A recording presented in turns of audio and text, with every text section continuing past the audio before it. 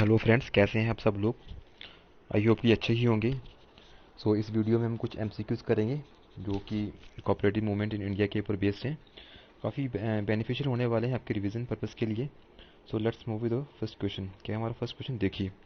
Which of the following act structure and shape the cooperative movement in India. हमारे पास कुछ acts दिए गए, हमें बताना कि इनमें से कौन सा एक्ट है जिसने कोऑपरेटिव मूवमेंट इन इंडिया को स्ट्रक्चर एंड शेप दी थी। ऑप्शन ए है हमारे पास डेक्कन स्ट्रक्चर रिलीफ एक्ट 1879।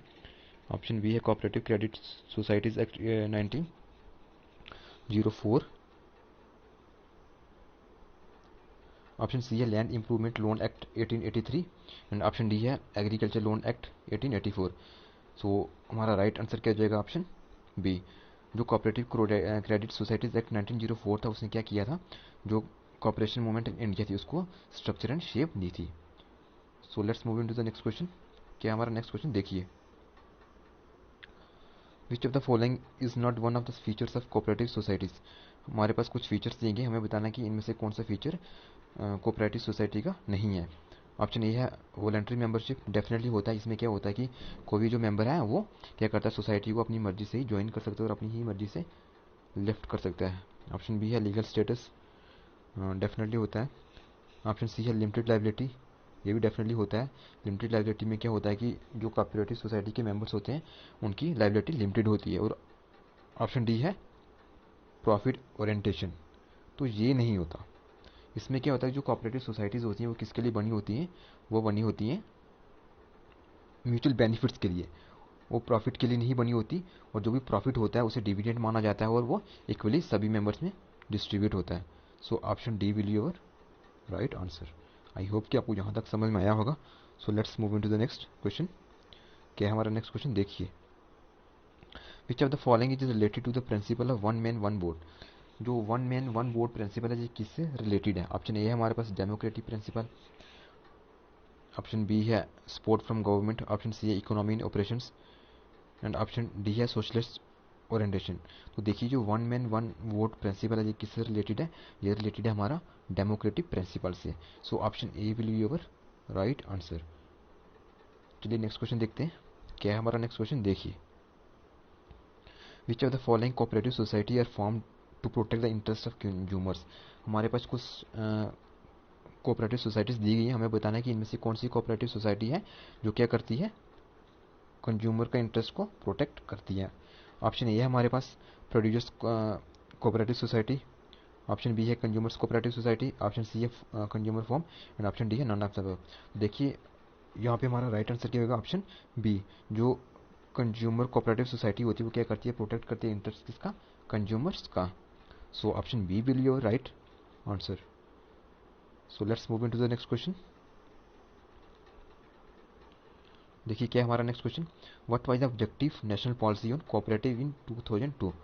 जो हमारे पास 2002 में नेशनल पॉलिसी आई थी उसका क्या ऑब्जेक्टिव था। ऑप्शन ए है provide support for promotion and development of cooperatives. Definitely ये भी था। ऑप्शन बी है रिडक्शन ऑफ रीजनल इम्बैलेंसेस। जो हमारे रीजनल बेसिस पे जो इम्बैलेंसेस है उसको रिड्यूस करना, ये भी था। एंड ऑप्शन सी है strengthening of cooperative education training and human resource development.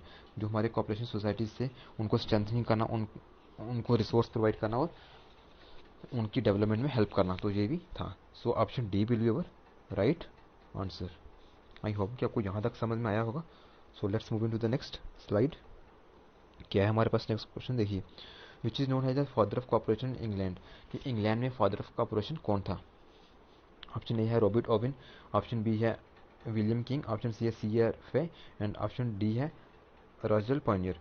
देखिए, जो इंग्लैंड में जो कॉर्पोरेशन मूवमेंट हुई थी उसका फादर कौन था, तो उसका फादर था Robert Owen. Option A will be our right answer. Let's move into the next question. Justice is a voluntary and democratic association of human beings based on equality of control, opportunities, distribution, and mutuality for the promotion of their common interests as producers or consumers. हमें यहाँ ये बताना है कि ऐसी कौन सी organisation होती है जो वॉलेंट्री बेसिस पे काम करती है, ऑटोनोमस होती है और जो जिसमें क्या होता है म्यूचुअल बेनिफिट होता है और जो इंटरेस्ट को प्रोटेक्ट करती है फॉर प्रोड्यूसर्स एंड कंज्यूमर्स। तो ऑप्शन से हमारे पास option A organisation, option B है कंपनी, ऑप्शन सी है कॉर्पोरेशन एंड ऑप्शन डी है नॉन प्रॉफिट ऑर्गेनाइजेशन। तो among all the options option C will be your right answer, corporation. तो चलिए नेक्स्ट क्वेश्चन देखते हैं। The word dashes literally means to work together और act together. हमें बताने की कौन से वर्ड का मतलब है कि एक साथ काम करना या एक साथ एक्ट करना। ऑप्शन ए हमारे पास ऑर्गेनाइजेशन, ऑप्शन बी है कंपनी, ऑप्शन सी है कॉर्पोरेशन, ऑप्शन डी है एसोसिएशन। तो among all the given options option C will your right answer, corporation. So let's move into the next question. International cooperative alliance was founded by the international cooperative congress held in London. जो इसमें हमें ये बताना है कि जो ICA था उसकी फाउंडेशन कब हुई थी। तो ऑप्शन ए है हमारे पास 1895, ऑप्शन बी है 1875, ऑप्शन सी है 1865, ऑप्शन डी है 1995। सो among all the given options option A will be our right answer. जो आईसीए है उसकी स्थापना कब हुई थी, 1895 में। और इसका हेडक्वार्टर कहाँ पे, इसका हेडक्वार्टर है ब्रसेल्स, बेल्जियम में। और जो भी कंपनी इसका मेंबर होती है वो क्या करती है, इसको गाइड करती है। तो चलिए नेक्स्ट क्वेश्चन देखते हैं।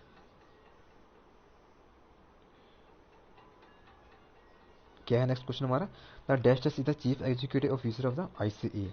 हमें क्या बताना कि जो आईसीए होता है, इंटरनेशनल कॉपरेशन अलायंस होता है, उसका चीफ एग्जीक्यूटिव ऑफिसर कौन होता है। ऑप्शन है हमारे पास डायरेक्टर जनरल, ऑप्शन बी है प्रेसिडेंट, ऑप्शन सी है वाइस प्रेसिडेंट, ऑप्शन डी है बोर्ड।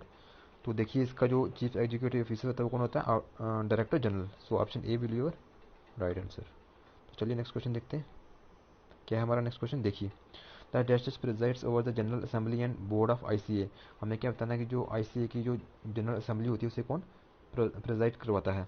तो ऑप्शन ए है हमारे पास डायरेक्टर जनरल, ऑप्शन बी है प्रेसिडेंट, ऑप्शन सी है वाइस प्रेसिडेंट, ऑप्शन डी है बोर्ड। सो जो जनरल असेंबली होती है आईसीए की उसे कौन प्रिजाइड करवाता है, उसे प्रिजाइड करवाता है president. So option B will be our right answer. So let's move into the next question. क्या है हमारा नेक्स्ट क्वेश्चन, देखिए S C B S stands for. Option से हमारे पास state cooperative banks, option B है state credit banks, option C है social cooperative banks, option D है society for cooperative banks. So देखिए एस सी बी एस क्या stand करता है, तो वो करता है state cooperative banks. So option A will your right answer. I hope कि आपको यहाँ तक समझ में आया होगा। और नेक्स्ट क्वेश्चन करेंगे हम नेक्स्ट वीडियो में।